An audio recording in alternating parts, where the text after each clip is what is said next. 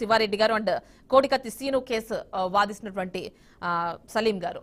First of all మనం ఒక్కసారి TDP గురుస్వామి గారి దగ్గరికి వెళ్దాం. గురుస్వామి గారు ఇప్పటిదాకా ఎవరైతే జగన్మోహన్ రెడ్డి అతనిపై కేసు వేశారో 5.5 సంవత్సరాలు అతను బయటకు రాకుండా ఉండడానికి గల కారకులు అయ్యారో ఇవన్నీ డిస్కస్ చేశాం.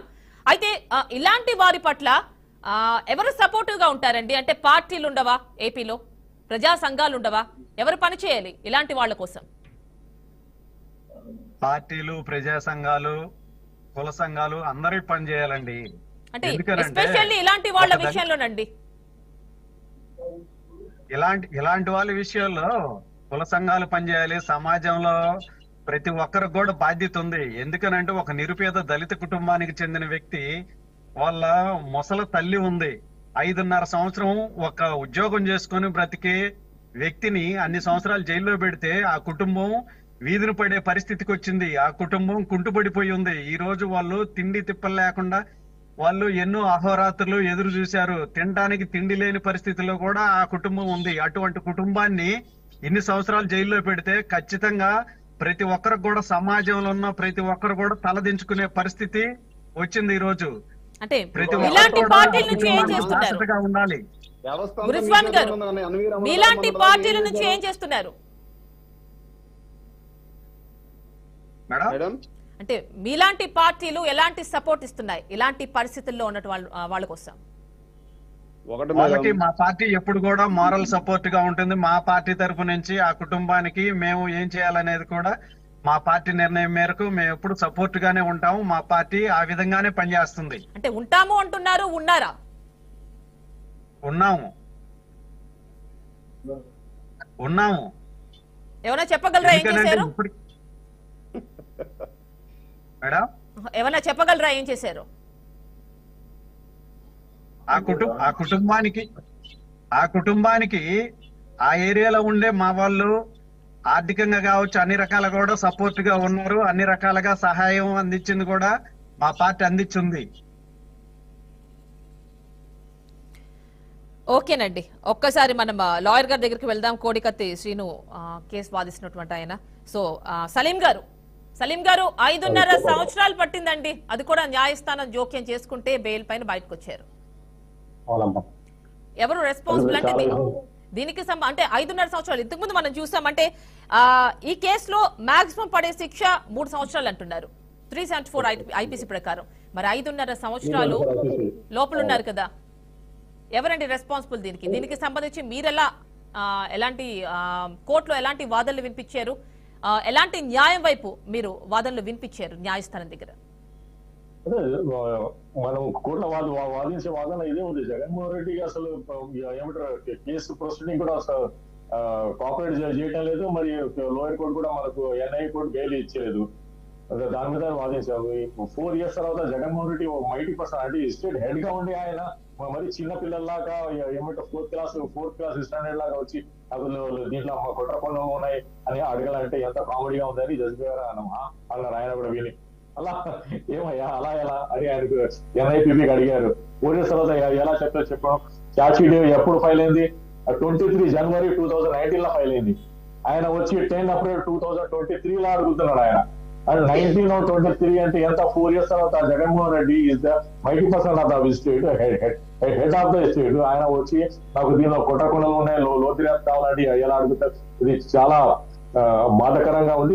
ఇంకా రూల్ ఆఫ్ లా కింద చేస్తే కూడా జగన్మోహన్ రెడ్డికి 228 ఐపీసీ కింద కేసు ఫైల్ అవుతుంది ఆయనకి. ఎందుకంటే ఆయన సమస్య ఇచ్చిన తర్వాత కోర్టుకి రాలేదు. ఆయన కోర్టు ప్రొసీడింగ్ కూడా కింద చూపుగా చూశారు. దాని మీద కూడా హైకోర్టుకి ఇన్లైట్ చేసి జగన్మోహన్ రెడ్డి మీద కూడా కేసు పెట్టారు. Jaganmohan Reddy is the first person. ఆయన తల్లి లాంటి మనిషి. AP people including Saleem and Kodikatti Seenu custodian holder of the Jaganmohan Reddy పరిధిలో ఉంటాం మనం అందరూ. ఆయన ఆ కేసు పరంగా ఒక చూస్తే మోడల్ గా సపోర్ట్ చేయాలి కదా. ఆ ఫ్యామిలీ 10 రూపాయల అప్పు మీద వాళ్ళ హౌస్ హోల్డ్ ని ఫుల్ఫిల్ చేశారు. అంత బాధాకరంగా కూడా.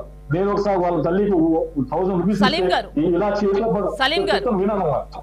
ఒక పాయింట్ ఇప్పుడు బెయిల్ లో బయటకు వచ్చారు, ఎన్ని రోజులు ఉండొచ్చు? ఇప్పుడు బెయిల్ బయటకు వచ్చారు కావాలంటే జగన్మోహన్ రెడ్డి మరి సుప్రీంకోర్టుకి కూడా వెళ్ళి అప్పీల్ చేయవచ్చు, ఆయనకి రైట్ ఉంది. కానీ ఈ బెయిల్ బయట వచ్చిన తర్వాత కూడా మనకు ఈ కోర్టు ప్రొసీడింగ్ ఉంది కదా, దానికి మనం ఫార్వర్డ్ చేద్దాం. ఈ జగన్మోహన్ రెడ్డి మన కండిషన్ ఒకటి ఉందమ్మా, రావాలి జగన్, చెప్పాలి సాక్ష్యం కావాలి నిజం. నాకు అదే నా నమ్మకం, అది భవిష్యత్తం. జగన్మోహన్ రెడ్డి వదిలేసి లేదు. 5 years నుంచి ఒక కేసు ని పక్కన నేను వాదించానంటే నాకు కూడా inside job of the advocate. మళ్ళీ లోపలికి వెళ్లాల్సిందేనంటున్నారు, మళ్ళీ లోపలికి వెళ్లాల్సిందే అంటారు సీను. జగన్మోహన్ రెడ్డి కదా చూడండి, ఇప్పుడు జగన్మోహన్ రెడ్డి మరి సుప్రీంకోర్టు వెళ్తారా వెళ్ళదు నేను చూసుకుంటాం కదా. మరి వాళ్ళు ఇప్పుడు ఆల్రెడీ 2-3 పిటిషన్ వేశారు. నాకు లో దర్యాప్తు కావాలని ఒక పిటిషన్ వేశారు, మరి లో దర్యాప్తు కొట్టేసిన పిటిషన్ మీద మరొక పిటిషన్ వేశారు. ఆయన ఈ బెయిల్ పైన మళ్ళీ పిటిషన్ వేశారా? ఈ బెయిల్ పైన మళ్ళీ పిటిషన్ వేశారా? బెయిల్ ఈ రోజు వచ్చింది కదా, మరి ఫ్యూచర్ లో ఎప్పుడు వేస్తారని నేను కూడా ఆశిస్తున్నాను. ఓకేనండి, ఒక్కసారి మనం శివారెడ్డి గారి దగ్గరికి వెళ్దాం.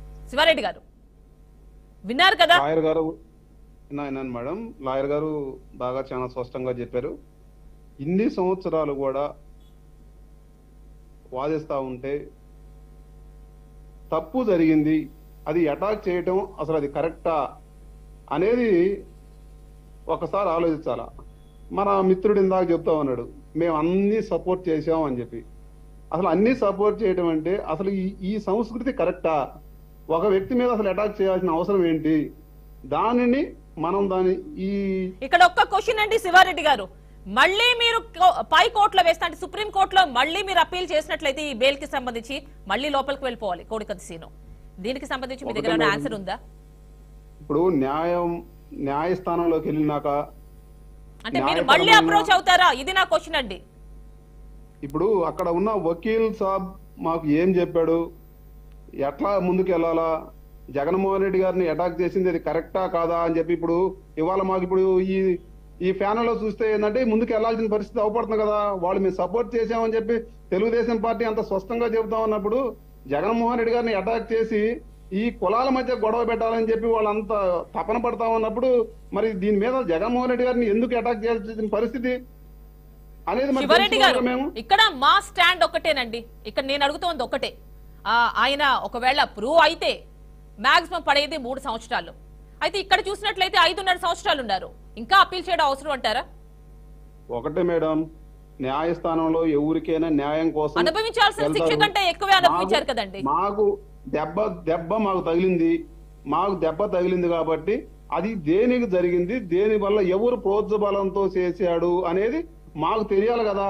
మాకు తెలిసేంత మటుకు మా పోరాటం మేము చేస్తాం.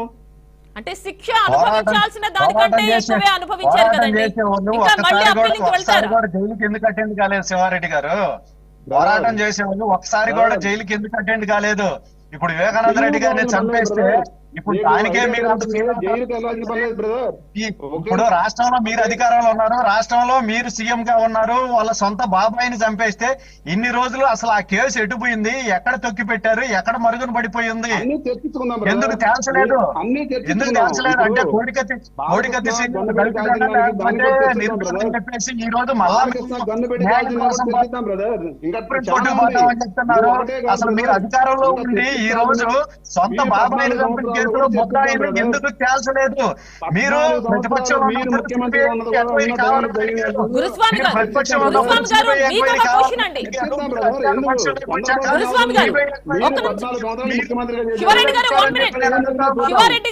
వ్యవస్థ మీద మాకు నమ్మకం ఉంది. న్యాయ వ్యవస్థ మీద న్యాయస్థానాల మీద నమ్మకం లేదని చెప్పేసి మీ ఎంపీ నందిగం సురేష్ మీరందరూ మాట్లాడారు. న్యాయ వ్యవస్థ మీద మాకు నమ్మకం లేదని చెప్పేసి, న్యాయ వ్యవస్థ మీద మాకు నమ్మకం లేవని చెప్పేసి మీ ఎంపీలు మీ ఎమ్మెల్యేలు కూడా మాట్లాడారు. మళ్ళా ఈ రోజు న్యాయ వ్యవస్థ మీద నమ్మకం ఉందని చెప్పి మాట్లాడుతున్నారు. రెండు మీరే మాట్లాడుతున్నారు శివారెడ్డి గారు, రెండు మీరే మాట్లాడుతున్నారు, రెండు మీ పార్టీ వాళ్ళు మాట్లాడుతున్నారు, రెండు మీరే చెప్తున్నారు. అది ఎంతవరకు మీరు అధికారంలో ఉన్నారు. ముందు బాబాయ్ తేల్చండి, చంపిన ముద్దాయిలు బయట తీసుకున్నారు, వాళ్ళ సంగతి చూడండి. అధికారంలో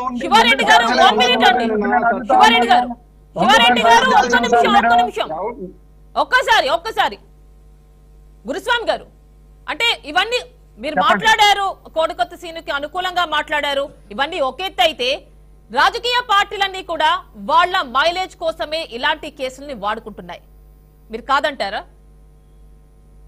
రాజకీయాల కోసం ఇలాంటి కేసులు వాడుకోవాల్సిన అవసరం లేదండి. ఎందుకనంటే ఈ ప్రభుత్వమే వీళ్ళే చేస్తా ఉన్నారు. ఎందుకనంటే ఒక్కసారి చూసాము, ఇప్పుడు డాక్టర్ సుధాకర్ కేసు గారు చూసాము, మాస్క్ పెట్టుకోలేదని చెప్పేసి వేటపాలెం దగ్గర ఎస్ఐ కొడితే చనిపోయారు, ఆడ శిరోమణనం చేశారు. వీళ్ళే రాజకీయ పార్టీలకి వీళ్ళే కత్తి చేతికి ఇచ్చినట్టు వీళ్ళ పరిపాలనే కొనసాగుతా ఉంది. ఇలాంటి కేసులు వాడుకోవాల్సిన అవసరం లేదు. టైం లేదు, 30 సెకండ్స్ లో బ్రీఫ్ చేయండి, కంక్లూడ్ చేద్దాం ఎవరైనా కానీ. Only 30 seconds. 14 సంవత్సరాలు మీరు సీఎం గా చేసినప్పుడు ఏమేమి జరిగింది అటు కూడా చర్చిద్దాం. ఒక సుధాకర్ ఒక సీనే కాదన్నా, కులాలు అవసరం లేదు, మనందరం ఒకటే. శివారెడ్డి అన్న నీ బండబడ 14 సంవత్సరాలు సీఎం గా ఉన్నప్పుడు ఏం చేశారో చర్చించండి, ఏ ఇబ్బంది లేదు. మీరు అధికారంలో ఉండి సొంత బాబాయ్ మీరు కేసే తేల్చలేని దద్దమ్మ ప్రభుత్వం ఇది. ఓకేనండి, ఈ కంక్లూడ్ చేద్దాం. టైం అయిపోయింది. Thanks for participating. Thank you so much. మనకి సీనియర్ న్యాయవాది ముప్పాడ సుబ్బారావు గారు, అదేవిధంగా టీడీపీ నుంచి బాల గురుస్వామి గారు, వైసీపీ నుంచి శివారెడ్డి గారు, ఇక కోడికత్తి